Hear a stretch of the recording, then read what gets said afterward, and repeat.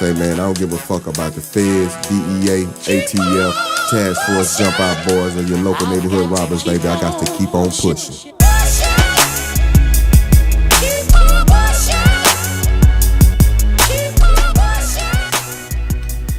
Guys, what is up? Welcome to another episode of Maximilian Must Know. Today we are taking a look at a designer scent that doesn't get much burn, from a house that doesn't get much burn, and this one is called Uomo from Trussardi. This is the vintage juice. This one was reformulated around 2011, and before we talk about this one, how I got my hands on it, let's talk about Trussardi briefly. So this is a house that celebrated its 100th year existence in 2011.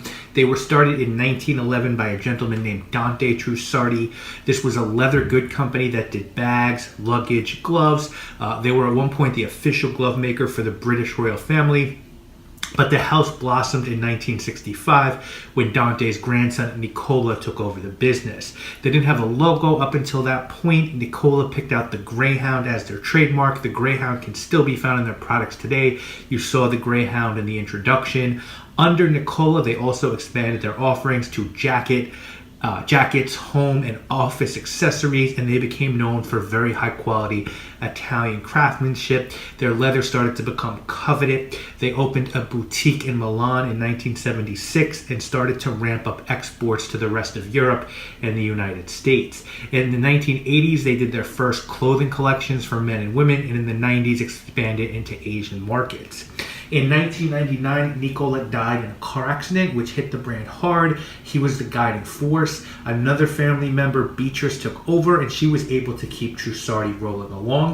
They released their first fragrance in 1983. It was Uomo. And it really wasn't until 2005 that they started ramping up their fragrances. They teamed up with Selective Beauty. Today they have over 30 fragrances in their collection, and they make fragrances in conjunction with ITF, who also does fragrances for D Squared and Jean-Franco Ferry. As far as my history with this brand, guys, I don't have much. I know them for their leather goods, but I've never owned anything from them. I got this one because an old school pharmacy near my house was selling off their very old fragrance collection. It's called Cambridge Chemist, and they didn't really have a lot of men's fragrances, but I picked this one up at Marte 61 by Battistoni. So two sort of more obscure Italian fragrances. They paid $40 for this bottle. I have no plans today to purchase any other fragrances from them. The vintage of this can be next to impossible to find, but the 2011 reformulation is all over the internet between a $40 and $100 price point. I would like to check out their Amber Oud fragrance just to sort of see what that's about. And they do have a red intense flanker of this fragrance, I believe. Now, this fragrance was made in 1983 by the perfumer Beatrice Piquet, who also has done a bunch of fragrances for Beckham. She did L'Instant de Guerlain Extreme for Guerlain and many other lesser known scents, at least for me. The notes on this one are aldehydes, juniper, lavender, basil, caraway, bergamot, and marjoram at the top, honey, carnation, cinnamon, orris, vetiver, rose, and cedar in the middle, labdanum, leather, tonka, patchouli, musk, oak moss in the base. Now, I couldn't find the box for this one. It's sort of just a black box that says Trussardi Uomo. The bottle, which is different, I believe, in the reform, is that this sort of has like a full alligator or snake spin pattern. It's very heavy.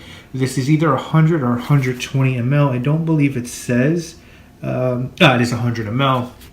So there you go. Gold cap.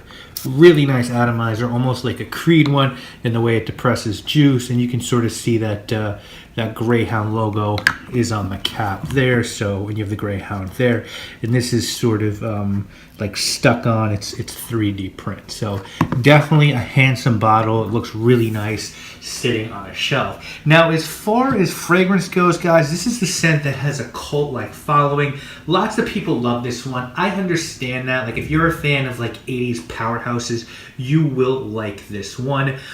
It's in the vein of like Giorgio by Beverly Hills or Quorum by Antonio Puig. It's a dark fragrance with just a ton of real rough leather at the top, carnation, resins, and woods. If you like the Big 80 powerhouse macho fragrances, this will be up your alley. To me, it definitely smells a little bit dated. It's a little bit tough to wear these days. It starts off with a little bit of lavender, just a ton of aldehydes, rough and tumble leather, and spices. What I do like about this one is that this is one of the few 80s fragrances that I've come across that has this nice intrinsic soapiness. So if you can sort of get through the very rough, abrasive top, which people have likened to tar and cigarette smoke and nail polish remover, it does get very nice. It starts to become a little bit softer, lavender, leather, soapy fragrance, and I really enjoy that part of the scent. But the top's a little bit rough. You know, it's sort of like, it's not like Angel Men, but you kind of have to, same way you have to get through that tar and Angel Men, you have to get through the rough top here. This one has heaviness, and then it gets soapy. You get lavender and leather, and that phase lasts for a long time, and it gets softer as the fragrance continues to progress, more soapy, and when all is said and done, you have a very nice soapy leather fragrance. Performance on this juice is bananas. It's an 8 to 10 hour beast that has that real 80s power. You have to be careful on the trigger. It projects like mad. It has very nice sillage.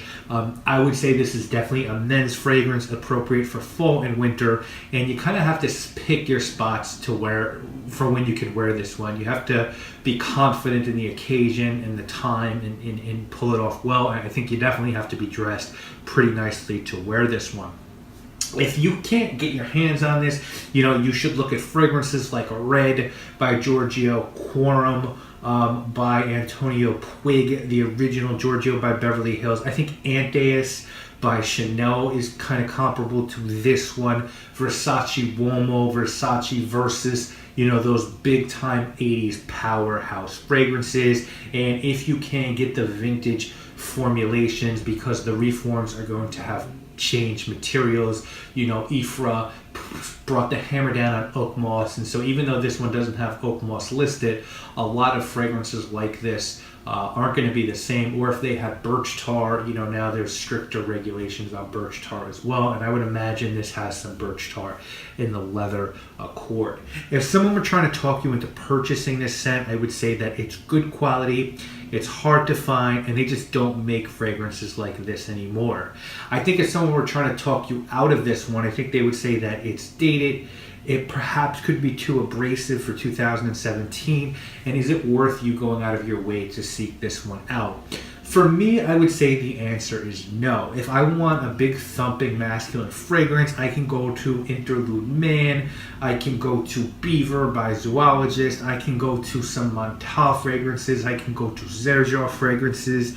The options are too varied nowadays to really be serious about this one. There might be people who enjoy this, and I suspect lots of folks will appreciate the leather soapy piece, but for me it's a little bit tough to endure. It's a little too rough around the edges, and I'm just going to give this one a 6 out of 10 based on how hard it is to find and the fact that I'm not completely in love with it. I should try the 2011 reform. I haven't gotten around to it. There are just leather scents nowadays that are better constructed, and they can do things now that they just couldn't do back then. I understand the historical significance of a fragrance like this by a well-respected perfumer, but it's really not my thing. If I was going to go old school leather, I would look at Cœur de Rousse or Derby by Guerlain, stuff like that. I'm absolutely glad to have this in my collection for collection purposes, but it's not something I'll be reaching to too often, to be perfectly blunt with you guys. So hopefully you have enjoyed this review of the original Trussardi Uomo. I would love to know if you guys tried this and what you think of it. Thank you guys all so much for watching. I'll see you later. I'll see you next week with more videos. My name obviously is Maximilian, and I'm